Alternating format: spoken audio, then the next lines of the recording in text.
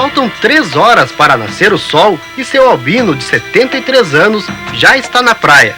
Depois de ajudar os pescadores mais novos, ele embarca sozinho num barco tão frágil que poderia virar até em águas calmas. O mar tem ondas fortes e o velho não sabe nadar. Seu albino não tem medo. Ele acredita que a hora de sua morte já foi definida há muito tempo, por um ser maior do que tudo que viu e conhece, o mesmo que há muito criou a terra, o mar e o homem. O velho pescador rema tranquilo e mergulha no escuro para mais uma vez ganhar a vida no mar.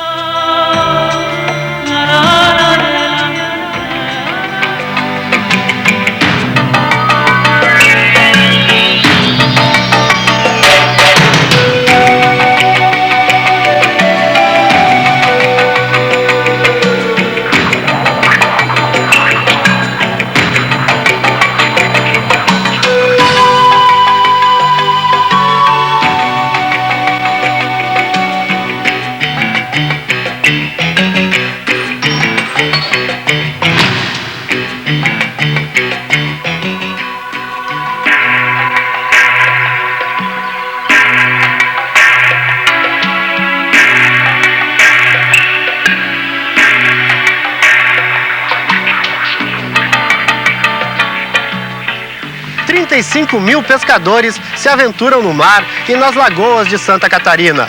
Uma boa parte ainda usa os mesmos métodos e equipamentos herdados de um tempo em que o homem precisava apenas conhecer a natureza para garantir a sobrevivência. O pescador artesanal é, antes de tudo, um povo com uma cultura própria e uma história que começa bem antes do primeiro homem branco desembarcar aqui. É esta história e a da luta diária de um povo para se manter vivo que passamos a contar agora.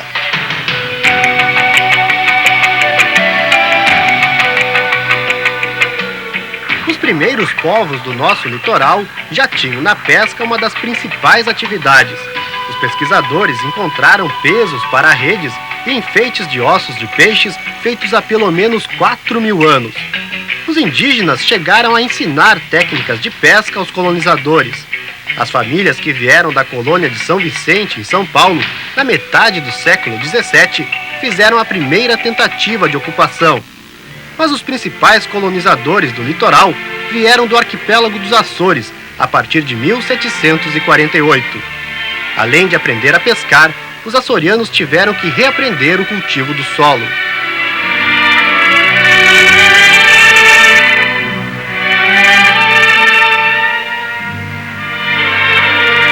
Os colonizadores viviam da agricultura. Pescar era apenas uma forma de completar a alimentação.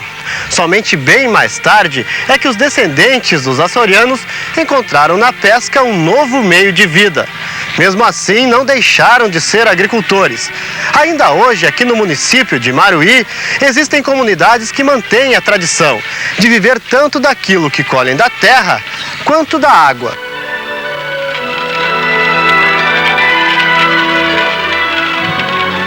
No final de maio, João Ramos troca a canoa pelo carro de boi. A lagoa, de onde veio durante 3 meses a principal fonte de renda da família, passa para o segundo plano. É da venda da farinha de mandioca que até julho vão viver os Ramos. As redes descansam e as rodas do engenho começam a trabalhar. O engenho se transforma então na principal peça da casa, de onde só se sai para dormir. O motor elétrico substitui os bois, mas a técnica para a fabricação da farinha é a mesma há mais de 200 anos.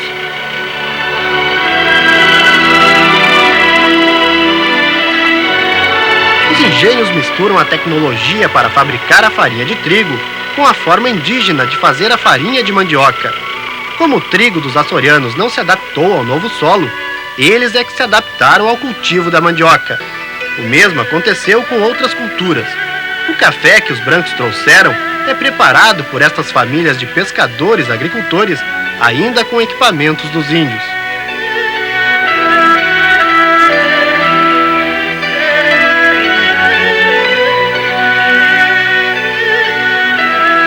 Os engenhos forneceram mantimentos e mão de obra para a primeira pesca com importância comercial e de grande escala do litoral de Santa Catarina. A pesca da baleia começou na Armação da Piedade, que que hoje pertence ao município de Governador Celso Ramos, em 1742. Hoje só restam as ruínas de um dos prédios. O óleo de baleia era usado na iluminação pública e na construção civil, como uma espécie de cimento. Em pouco mais de 60 anos, as baleias foram quase exterminadas. No início, somente na Armação da Piedade foram mortas 500 baleias. Em 1819, todas as 6 armações não conseguiram pescar mais de 12, mas a pesca da baleia continuou até pouco tempo atrás.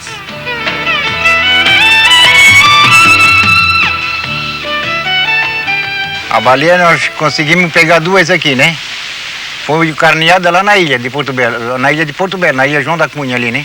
Ali que foi carneada de baleia ali. Como é que era? E ali foi cortado os pedaços da baleia e foi carregado tudo em embarcação aqui para a terra, né? Aqui o caminhão pegava e levava para Imbituba.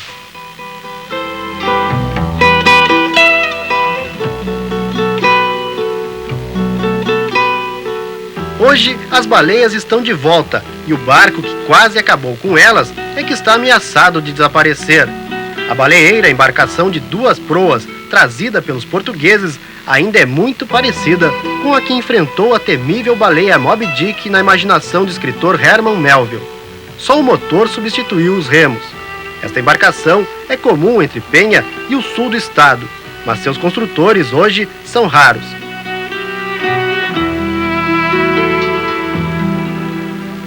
A última baleeira que seu Alessio construiu foi há mais de 1 ano. Ele não fazia projetos. Seu Alessio concretizava diretamente na madeira o desenho que havia imaginado para o casco do barco. Até as pontas das centenas de pregos tinham que ser afinadas uma a uma. A recompensa era ver a baleeira navegando. Muita gente viveu da baleeira e infelizmente está terminando porque a pesca artesanal está se acabando também, e também por causa do custo. E outra razão é que não houve interessado em aprender, porque nunca foi de muito futuro fazer baleeira.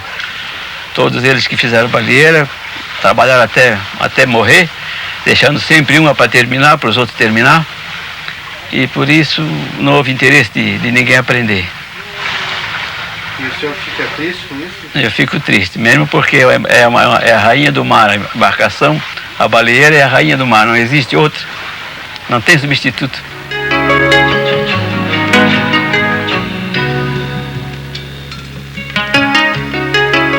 Outra embarcação que divide a preferência dos pescadores, mas pode logo desaparecer, é a canoa. Os indígenas já navegavam com este tipo de barco, esculpido num único tronco de árvore. Os colonizadores deram a forma de hoje. A canoa ficou mais veloz e estável. Também colocaram bordas para aumentar a capacidade de carga e proteger contra as ondas mais fortes. Isto tornou as embarcações mais bonitas. É a chamada canoa bordada. De Barra Velha e Itapoá, no litoral norte do estado, as bordas são maiores e mais abertas do que nas canoas do litoral sul.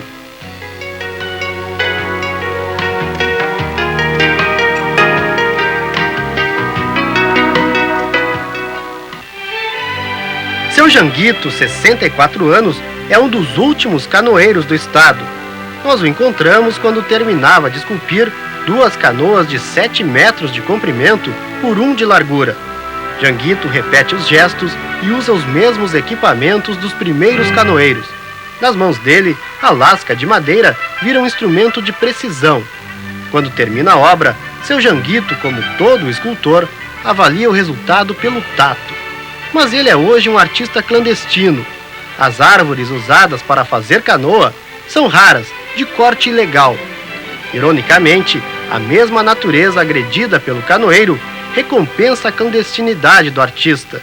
A escultura proibida vai acabar exposta na maior galeria já vista pelo homem, junto com obras que ninguém jamais conseguiu imitar.